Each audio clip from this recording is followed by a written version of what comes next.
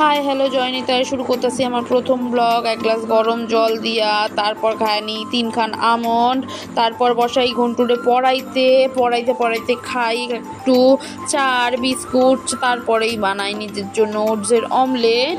সেই ওটসের অমলেট কিন্তু খাই আমি আবার একটু ঢাকা ঢাকা করে, একটু সস দিয়া খাই। তারপর দেখি মা রান্না করতেছে, সেই ফাঁকে যাই আমি একটু জল ভইরা নিতে। অনেকটাই জল ভরা ছিল, তার ফাঁকেই একটা ফোন আসে, পার্সেল আসবে। তাতে দেখি দাদা অর্ডার করছিল একখান টর্চ। সেই টর্চটা খুললা দেখলো, তার মাকে একটু খাইয়া নিলাম। আম খাইতে খাইতে ঠাকুর পূজা দিতে চইলা গেলাম। ঠাকুরে দেখো গাছের ফুল দিয়া কি সুন্দর কইরা সাজায় দিছি, কি ভালোই না লাগতেছে। দুপুরের আহারটা শুরু করলাম শাক ভাজা মাছের ঝোল দিয়া। তার ফাঁকেই নিয়ে চইলা এলো ঘন্টু একখান চিপস। তারপর নিয়ে গেলাম ঘন্টুরে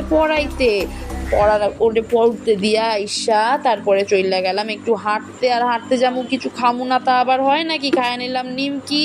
রাতে খাইলাম স্যান্ডউইচ, ঘন্টুর জন্য বানাইছিলাম। ব্যাস এতটুকুই। Good night.